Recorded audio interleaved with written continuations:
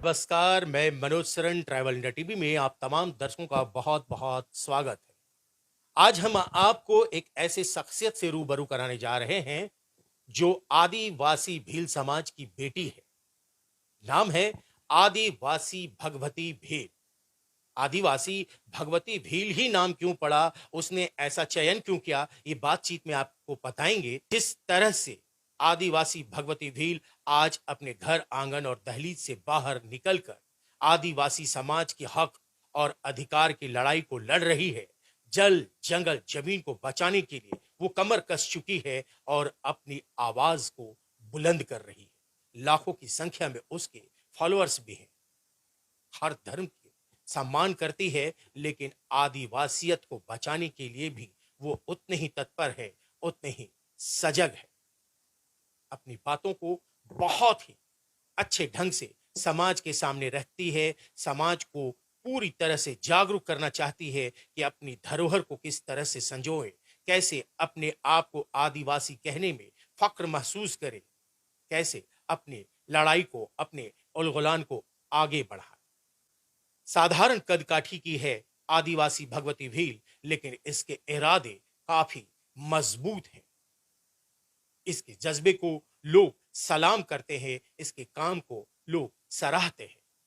पिछले दिनों ये झारखंड पधारी और झारखंड किस लिए आई, किसके लिए आई, किससे आशीर्वाद लेना चाहती थी, कौन है इनकी प्रेरणा जो इनके आगे की मुहिम में साथ देगा और उनके आशीर्वाद को लेकर उस मुहिम को, उस संघर्ष को आगे बढ़ाएंगे और मंजिल तक पहुंचाएंगे।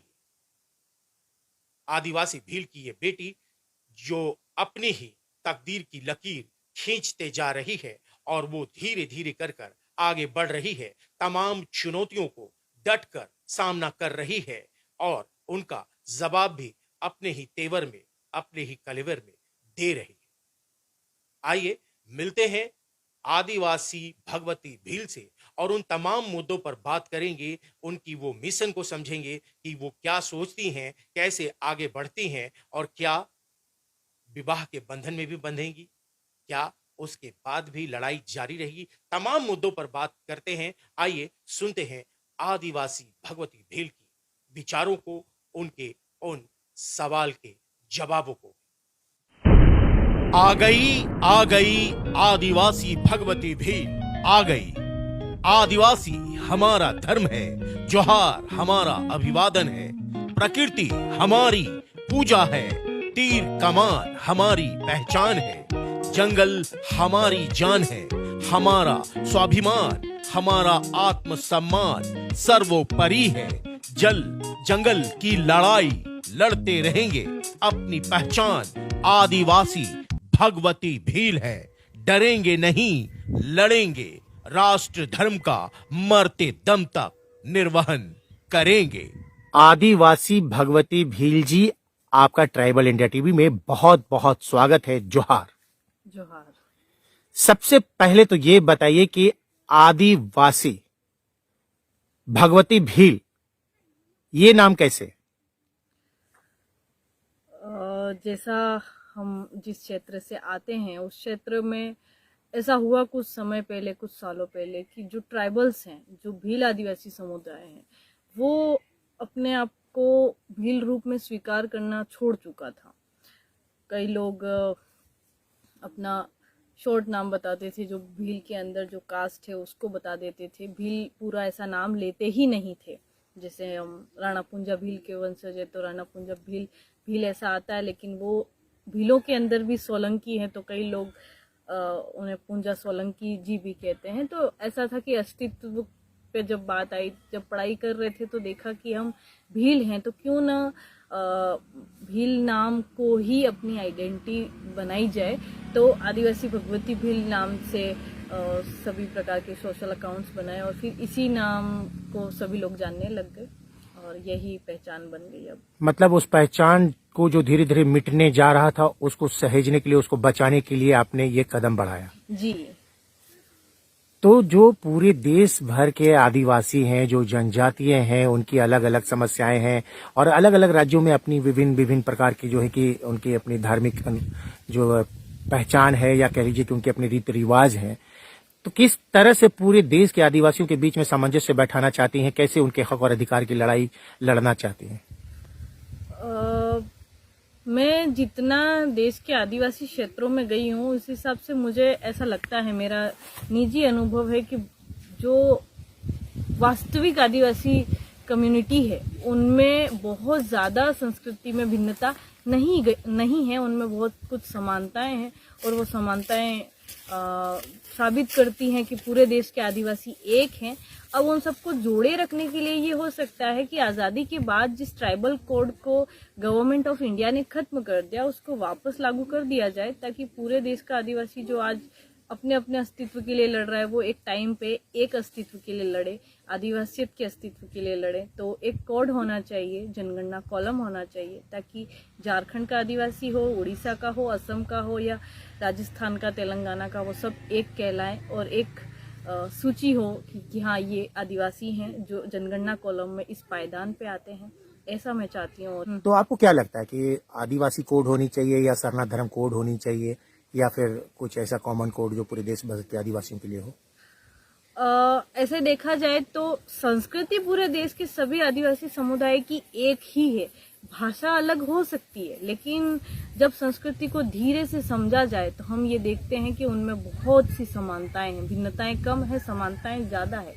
भले ही झारखंड के आदिवासी समुदाय सरना कोड मांगे या हमारे यहाँ के साइड के लोग आदिवासी धर्म कोड मांगे या जनगणना कॉलम मांगे या गोंडी कोड मांगे, कुछ भी मांगे, संस्कृति समान है। इसलिए ऐसा कहा जा सकता है कि हम आदिवासी कोड की मांग को बड़े रूप से करें या सरना भी मिले, जो भी केवल आदिवासियत को संजोने वाली या इस प्रकृति को बचाने वाली जो कौम है वो कौम उस कोड में शामिल हो, ताकि सभी की गिनती एक साथ की जा सके, ऐसा मैं मानती हूँ। तो आदिवासी शब्द का उपयोग जब हम करते हैं तो पूरे देश के आदिवासियों को जोड़ना थोड़ा ज्यादा आसान हो जाता है। बकाए जैसे हम भील प्रदेश से आते हैं, भील आदिवासी समुदाय से आते हैं, हम भी भीली कोड की मांग कर सकते हैं, लेकिन जब केवल भीली कोड की मांग करते हैं तो उसमें केवल भीलों को गिना जाएगा। गोंडी कोड की मांग करें तो केवल गोंडों को गिना जाएगा। सरना कोड की मांग करें तो उड़ीसा, झारखंड और बिहार के जो आदिवासी समुदाय जो सरना संस्कृति को मानते हैं उन्हें गिना जाएगा। लेकिन जब हम आदिवासी कोड की मांग करें तो पूरे देश के आदिवासियों को गिना जाएगा। तो ये कोड होना चाहिए, आदिवासी जनगणना कॉलम होना चाहिए।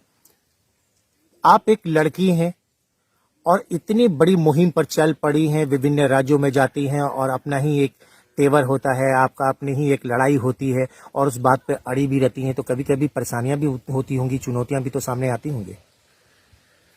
शुरू में चुनौतियां आई थी और चुनौतियों को धीरे धीरे समझा। जब अचानक चुनौती आ जाती थी तो थोड़ा परेशान भी हो जाते थे, पर फिर थोड़ा लंबा सोचते थे और लगता था ये कोई चुनौती नहीं है, ये तो सब जिंदगी में पैदा हुए हैं और जब सफर करना है, संघर्ष करना है तो चुनौतियां आएगी, उनसे लड़ना है। और चुनौतियां कुछ नहीं है, बस जब हम सच के लिए डटे रहते हैं, जब हम तार्किक आधार पे बहस करते हैं, तो वो लोग जो किसी न किसी के अंधभक्त होते हैं, उन्हें हमारा सच बर्दाश्त नहीं होता है और ट्रोल करते हैं। तो ट्रोल तो जीवन में होता रहता है, तो उन्हें मैं चुनौतियां नहीं समझती। उसके अलावा कोई चुनौतियां नहीं आ रही है, जिंदगी साधारण चल रही है। और ये कहीं बीच में नहीं आता है कि मैं एक लड़की हूँ तो मुझे इससे नहीं जाना चाहिए। मेरा लक्ष्य है कि मैं एक बार तो कम से कम पूरे देश के आदिवासी समुदाय के बीच में जा सकूं।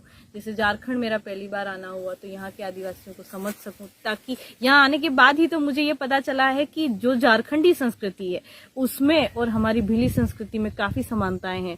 और गोंडी संस्कृति के काफी लोगों से काफी स्थानों पे जाना हुआ, उन्हें भी देखकर लगा कि उनमें भी काफी समानताएं हैं। तो गोंड, झारखंडी आदिवासी और भीलो, ये सब एक बड़े आदिवासी समुदाय हैं जिनमें अगर समानताएं हैं तो इसके बाद की जो अन्य जो कम जनसंख्या के अनुपात में आदिवासी कौम है उनमें भी कुछ न कुछ समानताएं जरूर होगी। और इसी लक्ष्य के लिए कि मैं पूरे देश के जो आदिवासी कौम की जातियां हैं उनकी संस्कृति को समझ सकूं, इसलिए मैं अलग अलग राज्यों में जब जब समय मिलता है जाती रहती हूँ, देखती रहती हूँ। और लास्ट में हमें यही करना है कि हम समानताओं को पदचिह्न कर सके और बता सके कि हम सब एक हैं, एक होने का समय आ गया है और एक ही रहना होगा। आधुनिकता की दौर में विकास के नए नए आयाम गढ़े जा रहे हैं, रोज विकास की बातें हो रही हैं, लेकिन जो प्रकृति पूजक हैं, जो आदिवासी हैं, जो कुदरत की बहुत ही खूबसूरत देन है, कहीं ना कहीं ऐसा नहीं लगता कि आदिवासी जो हैं कि खतरे के निशान पर है, उनकी अपनी परंपरा, उनकी संस्कृति जो है कहीं ना कहीं खतरे पर है, कहीं ना कहीं विलुप्ति की कगार पर है? हाँ, ये बिल्कुल कहा जा सकता है कि आदिवासी समुदाय आज के इस आधुनिकता के दौर पे संकट की स्थिति में है, खतरे की स्थिति में है, लेकिन विलुप्त नहीं होगा। जो आदिवासी समुदाय सदियों से यानी वर्षों की गिनती नहीं की जा सकती, उस समय से इस धरती पे अस्तित्व कायम किए हुए हैं। और रही बात भारत देश में, तो भारत देश में कई राजवंशों का शासन रहा। मुगल आए, अंग्रेज आए, सिकंदर आए और सब कुछ आए और चले गए, आदिवासी अपने स्थान पे बने रहे। हाँ, ये जरूर हुआ है कि नए दौर में बाहर के लोगों ने खुद को सभ्य कहना शुरू किया और आदिवासी समुदाय को असभ्य कहना शुरू किया, जहां आकर आदिवासी थोड़ा सा पिछड़ा और वो एक दौड़ में लगा कि नहीं, हमें बाहर की दुनिया जैसा होना है। वहां पर आके अपने आप को बदलना शुरू किया और वो इतना बदल रहा है, इतना ही बदल रहा है कि अब कई जगह समानताएं खत्म होती जा रही है। बाहर के लोगों में ये पहचानना मुश्किल हो जाता है कि हाँ, जैसे एक समय पहले पता चल जाता था कि हाँ, ये आदिवासी हैं, ये जंगल में रहने वाले लोग हैं, ये संस्कृति के संरक्षक हैं, ये प्रकृति पूजक है। लेकिन अब जब हम शहरों में जाते हैं तो शहरों में सडनली किसी की शक्ल देख के नहीं पहचाना जा सकता है कि ये किस कौम से हैं, किस है। तो संकट में हम बिल्कुल भी नहीं है, हमारा अस्तित्व भी खतरे में बिल्कुल नहीं है। हमें बस ये करना है कि इस आधुनिकता के दौर में हम खुद को जितना बदले, इसमें थोड़ा थोड़ा अपने परंपराओं को भी लेके चले, अपने पूर्वजों की सीख को लेके चले, ताकि हमारा अस्तित्व जैसे हमारे पूर्वजों ने हमें दिया, हम अपने वंश को दे पाए। आपका मिशन क्या है, मतलब आप चाहती क्या है? मेरा मिशन क्या है, ये आपने बहुत बड़ा सवाल पूछा। मेरा मिशन ये है कि एक प्रकार की सुरक्षा होनी चाहिए, इंसानों की, इंसानियत की, नेचर की, हमारे पेड़ पौधों की, संस्कृति की, और आदिवासियत का संरक्षण सबसे ज्यादा जरूरी है। क्योंकि मैं ऐसा मानती हूँ कि जब आदिवासियत संरक्षित रहेगी तभी कुदरत रहेगी। हम देखते हैं कि अभी निरंतर पृथ्वी का तापमान बढ़ रहा है। अभी पूरे देश में हर क्षेत्र में मार्च, अप्रैल, इवन जनवरी, फरवरी, हर समय बारिश हो रही है। हम सोचते हैं कि कुदरत ऐसा क्यों कर रही है, लेकिन कोई ये नहीं समझ पाता है कि हमारी हरकतें हर दिन ऐसी होती है जिससे पृथ्वी गर्म हो, और जब गर्म होती है तो आर्द्रता कहीं से निम्न दाब से उच्च दाब की तरफ आती है, उच्च दाब से निम्न दाब की तरफ जाती है, तो बारिश होना स्वाभाविक है। हम तापमान को कम करने जैसा कोई उपाय नहीं कर रहे। तो अंतिम लक्ष्य मेरा ये है कि सभी लोग पढ़ें, और पढ़ने के साथ साथ में ये सोचे कि हम जहाँ रह रहे हैं और जो कुदरत ने हमें इतनी सुंदर जगह दी है रहने लायक, शुद्ध हवा, शुद्ध पानी, सब कुछ शुद्ध, क्या ये हमारे वंशों के लिए बच पाएगा? तो हमें नेचर को बचाना है। नेचर को बचाना ही हमारा सबसे बड़ा लक्ष्य होना चाहिए, और नेचर तभी बचेगा जब आदिवासियत बचेगी। इसका एक ही एग्जाम्पल मैं ये दे सकती हूँ कि घर में जब मकई का पौधा होता है ना, यहाँ शायद मकई नहीं होगा, लेकिन जैसे हाँ, महुआ का एग्जाम्पल मैं दे सकती हूँ, क्योंकि महुआ पूरे देश में है। पूरे देश के सभी आदिवासियों के लिए महुआ एक कल्प वृक्ष जिसको कहते हैं वो है। तो महुआ का जो पेड़ है वो भी हमारे लिए बहुत उपयोगी है। महुआ के पत्तों को आदिवासी अक्सर अपने घरों में बकरी पालन करते हैं, तो महुआ के पत्ते बकरियों के लिए भोजन हो जाते हैं। प्लस महुआ के फूलों को हम खाते हैं, उनके फूलों का बहुत सारे मीठे पकवान बनाए जाते हैं। जब महुए सूख जाते हैं तो उनका रसपान होता है। महुआ का रसपान according to science, according to medical, किसी भी प्रकार की हेल्थ इशू को नहीं करता है अगर उसे एक सीमा में लिया जाए। और भी बहुत सारी चीजें। और महुए के जो बीज होते हैं उसका जो तेल है, ऐसा कहा जाता है कि वो तेल घी से भी ज्यादा मायने रखता है। अगर हमारी संस्कृति बचेगी तो हम मार्केट के उन उत्पादों पे निर्भर नहीं रहेंगे जो मिलावट की देन है, हम हमारे नेचर पर निर्भर रहेंगे। और ये संस्कृति आने वाली पीढ़ी, न सिर्फ आदिवासियों की पीढ़ी बल्कि गैर आदिवासियों की भी पीढ़ी समझेगी। प्रकृति सबके लिए समान मायने रखती है, चाहे आप आदिवासी हो या नहीं हो। हवा आपको भी चाहिए, हवा आदिवासियों को भी चाहिए। तो ऐसे में नेचर बचना ज्यादा जरूरी है। जो हम करें, हमारी हर हरकत अगर आज एक दिन में हम 10 प्लास्टिक यूज कर रहे हैं तो उससे पहले 9 करें, फिर 8 करें, फिर 7 करें। ऐसे धीरे धीरे करते करते कोशिश करें कि हमें बेवजह प्लास्टिक का उपयोग ना करना पड़े। झारखंड किस लिए आना हुआ? झारखंड आने का विशेष उद्देश्य ये था कि मैं आदिवासी समुदाय के लिए काम अपने स्तर पे अपनी छोटी उम्र में शुरू किया, लेकिन अभी मैं जिस उम्र में हूँ उसमें आगे जारी रखना चाहिए, नहीं रखना चाहिए, ऐसा बहुत सारे अनगिनत दिमाग में कंफ्यूजन चल रहे थे। तो वो कंफ्यूजन बिरसा मुंडा के जन्म स्थान पर जाकर थोड़ी देर बैठकर अपने आप को शांत कर सोचना चाह रही थी कि अब मुझे आगे क्या करना चाहिए, क्या नहीं करना चाहिए। क्योंकि हम आदिवासियों के सबसे बड़े जननायक, सबसे बड़े भगवान, सबसे बड़े महापुरुष, हमारे पास आज की तारीख में संविधान में कई सारे अधिकार बिरसा मुंडा की देन है। उस समय जब देश में कोई हलचल नहीं हो रही थी गुलामी की, उस समय उन्होंने आज़ादी के बिगुल बजाए थे। तो ऐसे महापुरुष के दरबार पे बैठना और अपने आप को शांत करना मेरे लिए एक विकल्प नहीं था, ये अंतिम विकल्प था कि यहाँ बैठ के मैं अपने आप से सवाल करूं। और सवाल यही है कि मुझे जो भी करना है इस नेचर के लिए करना है, आदिवासियत को बचाने से संबंधित करना है, इंसानियत को बचाने से संबंधित करना है। और मैं यहाँ आई और मेरा उद्देश्य पूरा हुआ। मैं बैठी उनके जो हैं वो सुखराम दादा से मिली और ये निश्चय भी कर चुकी हूँ मैं कि मैं अपना जो मिशन है, जिस तरीके से अभी तक मैं काम कर रही थी अकेले, बिना किसी संगठन के, बिना किसी विचारधारा के, निजी रूप से मुझसे जो हो पा रहा था उसे मैं आगे जारी रखूंगी, ताकि किसी न किसी प्रकार का समाज को लाभ हो। पेड़ पौधे लोग लगाएं और महिलाएं, जो बच्चे हैं वो पढ़ाई करें, और बहुत ज़्यादा लोग जो आगे आधुनिकता में चले गए वो थोड़ा एक कदम पीछे करें परंपरा को बचाने के लिए। तो ये जो आप कर रही हैं अकेले अपने खुद के दम पे कर रही हैं, जहां भी आ रही हैं, जा रही हैं, जहां भी शिरकत करती हैं, वो पूरी तरह से मतलब कि बिना स्वार्थ का है और आप चाहती हैं कि समाज को आगे बढ़ाएं, उसकी जो भी संस्कृति है, परंपरा है, उसको सहेजें। तो क्या आप आगे चल के कभी ऐसा लगता है कि जनप्रतिनिधित्व का भी किरदार निभाएंगी कहीं पे, अगर ऐसा कुछ मौका मिलता है कि नहीं चलो चुनाव लड़ते हैं और यही एक जगह है कि विधानसभा और संसद में भी आवाज उठाऊं और एक संवैधानिक तरह से लड़ाई लड़ सकूं और वो थोड़ा सा पावर जिसको कहते हैं वो मिल जाएगा, ताकि सही सही जगह पर बातों को भी रख सकूं? ये आपने एक ऐसा सवाल किया जिसका जवाब अभी देना सही होगा या नहीं होगा नहीं पता। लेकिन जनप्रतिनिधि का अर्थ ये होता है कि आप किसी को रिप्रेजेंट कर रहे हैं कि कहीं पर, तो आदिवासी समुदाय को रिप्रेजेंट करने का या कहीं जगह जाकर अपने क्षेत्र को रिप्रेजेंट करने का मौका तो मिला है। लेकिन विधानसभा जाकर या लोकसभा जाकर अपने क्षेत्र को रिप्रेजेंट करना, अपने कौम को रिप्रेजेंट करना एक बहुत बड़ा विकल्प होगा। अभी ये कह पाना मुश्किल है कि आगे हमारा राजनीतिक जीवन होगा या नहीं होगा। लेकिन अगर हमें ऐसा बिरसा मुंडा का आशीर्वाद रहा और हम किसी चुनावी लाइन में जाते हैं, तो हम कोशिश करेंगे कि चाहे हमारे पास पद हो, पावर हो, लेकिन जो काम हम अभी कर रहे हैं वो उस समय भी जारी रखें, उस समय भी हम इसी तरीके से साधारण रहे, उस समय भी हम इसी तरीके से आदिवासी समुदाय के बीच जाएं, उन्हें समझें, उनकी समस्याओं को जानें और अपना मिशन जारी रखें।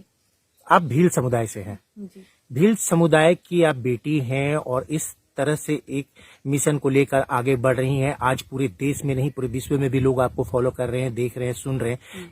तो कुछ ऐसी बातें भी होती हैं जो आपको चोट पहुंचाती हैं, आपके भावनाओं को ठेस पहुंचाती है। कुछ ऐसी बातें भी समाज से सुनने को पड़ती हैं, तीखी और कड़वी। हाँ, कई सारी बातें ऐसी है, जैसे सरकारों का अपराधियों के बीच भेदभाव करना, जातिगत, सरकारों का किसी पीड़ित परिवार को न्याय देते टाइम भेदभाव करना, और यहाँ तक कि देश इतना आज़ाद हो चुका है, इतना शिक्षित हो चुका है, उस समय भी कहीं पर भी अचानक से किसी लड़की के 10, 20, 35, 25 टुकड़े मिलना, ये चीज़ें बहुत दुखी करती है, बहुत ज़्यादा दुखी करती है। लेकिन इन सब चीज़ों के पीछे कई लोग प्रशासन को जिम्मेदार ठहराते हैं, लेकिन मैं सामाजिकता को जिम्मेदार ठहराती हूँ। मुझे ऐसा लगता है कि समाज में सामाजिकता इतनी क्षीण हो रही है कि अपराध करने वाले को लोग देखते करते रहते हैं, लेकिन उसे रोकने की कोशिश नहीं करते और उस ना कोशिश में किसी की जान चली जाती है। बहुत सारे ऐसे मुद्दे हैं जब मैं देखती हूँ कि गरीब बिल्कुल गरीब होता जा रहा है और अमीर होता ही जा रहा है। कोई ऐसे बड़े उपाय नहीं हो रहे हैं कि गरीब आत्मनिर्भर हो सके, तो चिंतित हूँ मैं बहुत ज़्यादा। तो बेटियों को सुरक्षा मिले, बेटियां खुद सशक्त हों, इसके लिए भी कुछ मुहिम छेड़ेंगी? कहीं जाती हैं तो इस तरह से बताती हैं कि बेटियां डरे नहीं, लड़े। मैं जब कहीं जाती हूँ या मेरी अगर महिलाओं से बात होती है या मेरे गांव की महिलाओं से या लड़कियों से बात होती है, तो मैं उनको यही कहती हूँ कि पहली बात, आपकी आंखों में इस तरीके का कोई डर नहीं होना चाहिए कि सामने वाला, चाहे पुरुष आपकी उम्र का हो या बड़ी उम्र का हो या आपके लिए कैसा भी हो, वो आपको गलत नज़र से देख पाए। और अगर गलत नज़र से देख पा रहे हैं, आप अपनी नज़रें इतनी मजबूत कर लीजिए कि सामने वाले की गलत नज़रें आप पहचान पाए और ऐसे लोगों से आप दूरी बना लें। क्योंकि अगर आप नज़रें पहचान पाने के बाद भी उनसे संपर्क में रहते हैं तो आपके साथ निश्चित ही गलत होने की संभावना रहती है। रही बात महिलाओं की सशक्त होने की, तो ये कोई शिक्षा आपको महिला सशक्त नहीं कर सकती।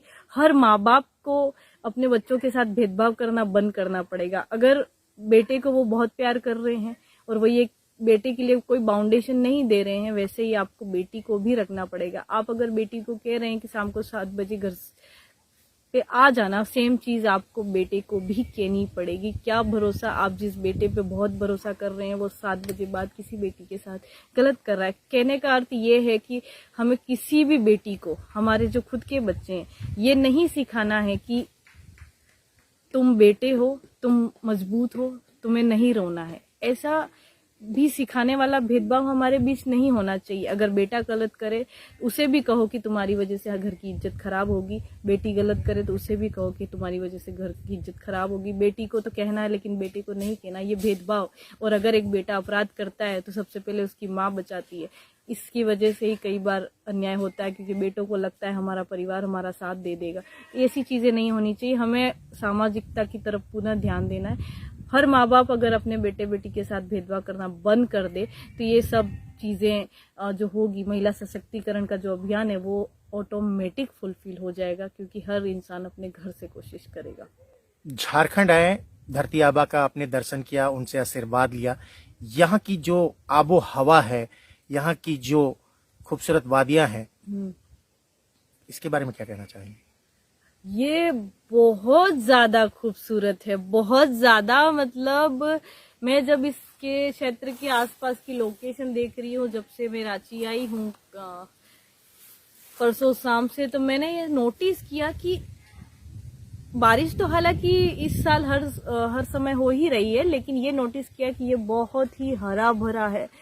अप्रैल महीने में इतनी गर्मी के मौसम में इस क्षेत्र का इतना हरा भरा होना मुझे सबसे ज्यादा आश्चर्यचकित किया।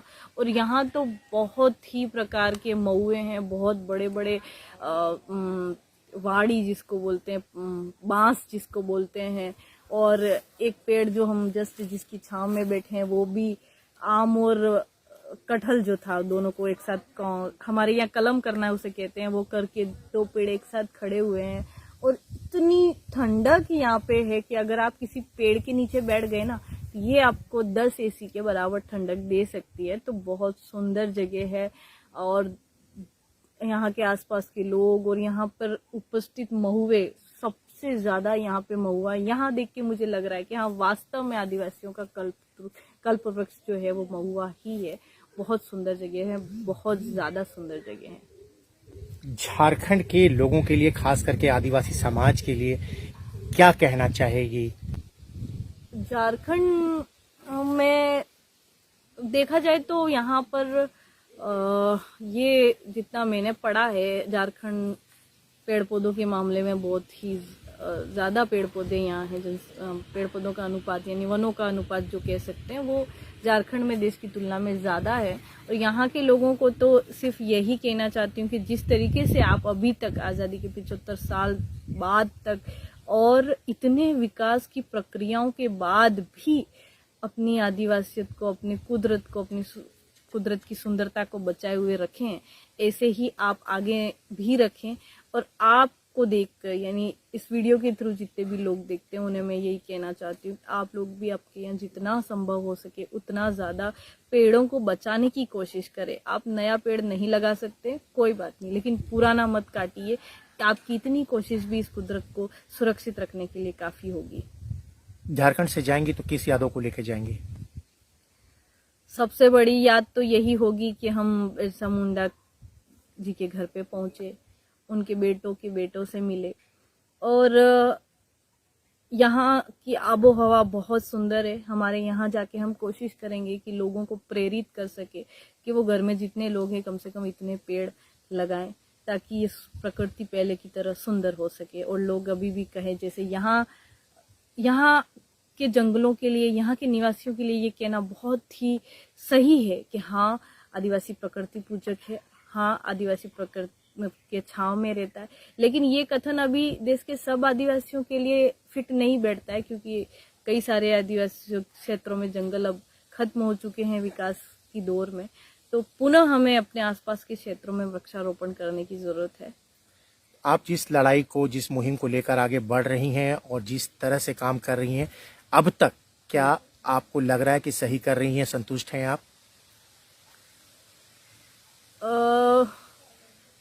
इसका पूरा जवाब शायद मैं नहीं दे पाऊंगी, क्योंकि मैं जब स्टूडेंट थी मैंने यूपीएससी करने का सपना देखा था, आईएएस करने का सपना देखा था। पढ़ाई अच्छे से चल भी रही थी। 19 में मैंने यूपीएससी का एग्ज़ाम दिया था, पेपर अच्छा हुआ था, लेकिन सीसेट का पेपर मैं क्लियर नहीं कर पाई। उसकी वजह से वो एग्ज़ाम रह गया। अगले साल फिर हम एग्ज़ाम देते, पढ़ाई जारी रखते, लेकिन कोविड आ गया। उस चलते थोड़ा सा डिस्टर्बेंस हुआ, और फिर हम जब गांव रहे तो फिर गांव ही रहना शुरू हुआ। और गांव की इतनी सारी समस्याओं को कोविड के दौरान करीब से देखा कि पुनः फिर यूपीएससी करने का मन नहीं किया, या किसी भी प्रकार की नौकरी लगने का इरादा करने का मन नहीं किया। मैं केवल और केवल अब ये करती हूँ कि हाँ, पढ़ाई करो, कुछ ऐसा करते हैं जिससे कुदरत को लाभ हो, कुछ ऐसा करते हैं जिससे महिलाएं वास्तव में जागरूक हो। सशक्त होने का मतलब सिर्फ ये नहीं होता है कि आप मजबूत हैं, आपके साथ कोई पुरुष कुछ कर रहा है तो आप उसे डरा सके, धमका सके या उसको मार पीट सके। सशक्त होने का मतलब ये है कि आप किसी और पे निर्भर ना हो। आपके सुबह उठने से लगा करके रात के काम तक आपको कभी किसी पे निर्भर ना रहना पड़े। ऐसी जागरूकता आने के लिए महिलाओं का पढ़ना जरूरी है, बहुत ऐसी चीजें।